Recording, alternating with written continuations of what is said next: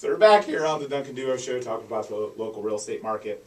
And we're going to talk next about what you need to do to get your home ready to sell. In a market that's competitive like this, in years past, you might have had to spend more money getting your home for sale. Now it's probably more about being economical and spending money where it's going to get you the best return possible. And one of those things that I think gets people the best return possible is pressure washing. And we've got John Arrington with Ducky's Pressure Washing with us. And John, I think that home sellers a lot of times will look at a house and maybe think it needs repainted, and they won't realize the cost effectiveness of pressure washing and how much of a pop and how much of a difference it makes in online photos with a few $100 investment to kind of really turn a house around. Oh, absolutely. I mean, you can dynamically change a house, especially white houses or any kind of white trim. You can take it from gray to white and it just makes it look brand new, makes it look nice, and also makes it gives it that curb appeal that you're really looking for. Yeah, I think the other, on the same token, like not just the house, but even like looking at the driveway, the pool deck. Like so often we have people say, "Oh, I need to repaint the pool deck," and it's like, no, I don't. You could, but it's probably going to be more economical. And today, knowing the market's competitive, people don't have to go crazy spending money to get a house ready for sale, especially if the market's as hot as it is. Obviously, pressure washing is going to be a lot cheaper than repainting all those areas. Yeah, definitely. I mean, even just doing a driveway and sidewalks can make the curb appeal, like I said before, so much better. But yeah, a pool deck. I mean, average pool deck is $75 for a pressure washing. I mean, that's nothing in the grand scheme of things. Obviously, pool enclosures are a big deal. Roofs are probably your biggest money maker as far as if you have a dirty roof compared to a clean roof for a real estate, or for that curb appeal. Because someone's going to look at that dirty roof and think there's something wrong with it when it's not really anything wrong with it. You also have that, like at our house, we have a silver aluminum roof. So this time of year, the pollen, like my roof looks green.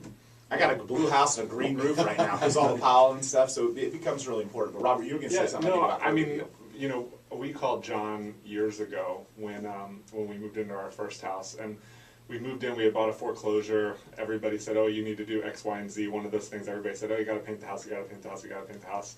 John came out and he said, "Oh, I think you can get away with like pressure washing this, doing the driveway."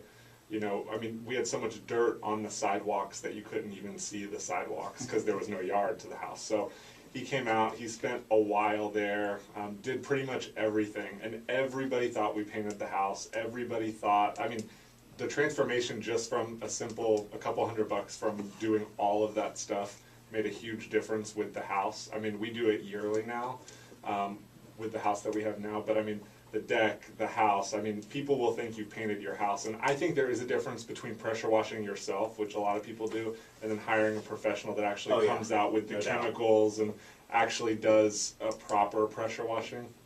Yeah, the equipment that you have isn't the same stuff they sell at Walmart. No, it's definitely commercial grade, and just having the right tools. And I tell people all the time, it's not necessarily that it's rocket science to do pressure washing, but it's just having the right tools and having that know-how. And we've been in business since 2001, so we know what we're doing, and we basically come across just about everything you could possibly see or have to handle. And curb appeal is the number one thing. It's the photos, it's that online impression, and somebody driving by and seeing the house. Even another one that I see a lot of people not do, which is obviously super inexpensive to do, but pressure washing fences.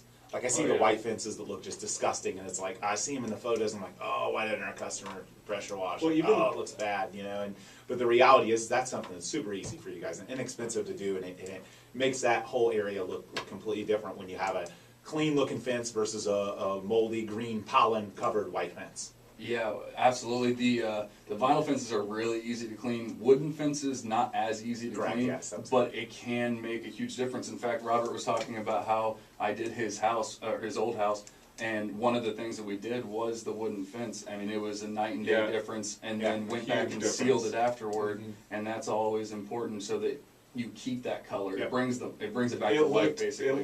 And it had been there a long time. This thing was falling down. We propped it back up. We pressure washed it. It looked like I had put up a new fence. I was shocked. So John has done, I think, 4 or 5 houses that I can think of off the top of my head, and I'm sure Angela's probably had you do other rentals and homes we've lived. But like the homes that we've lived in, The last house that we lived in, the paint was, we thought it needed to be repainted, and we're like, hey, let's pressure wash it first and see what happens. And the pressure washing, literally, just like Robert said, people thought that we repainted the house. You know, they thought that we spent thousands of dollars repainting the house. And I remember getting the quote to repaint the house, and I was like, oh my goodness, how much to repaint the house? And then having the pressure washing done, it's like, we don't need to repaint this house. And the house sold, you know, in a couple of weeks for our asking price, and you know, ultimately, I know that made a big difference. But you're also right that the tile roofs, I think, sometimes are another thing that needs pressure wash. Shingle roofs, certainly, but I think the tile can get discolored.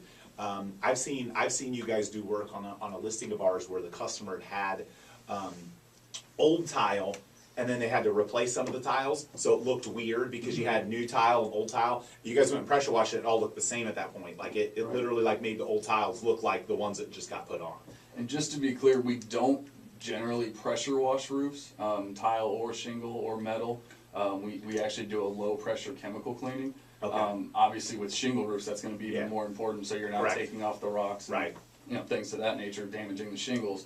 But even the tile roofs, you can lose a lot of color if you pressure wash it, especially some of those clay tiles that Yep. are red or orange or whatever you might be So the seeing. chemical stuff you guys use definitely changes. We're going to be back. Hopefully you enjoyed this segment about getting your home ready for sale. We're going to be back after a quick break. We're going to continue the conversation right here on the Duncan Duo Show about the local Tampa Bay real estate market.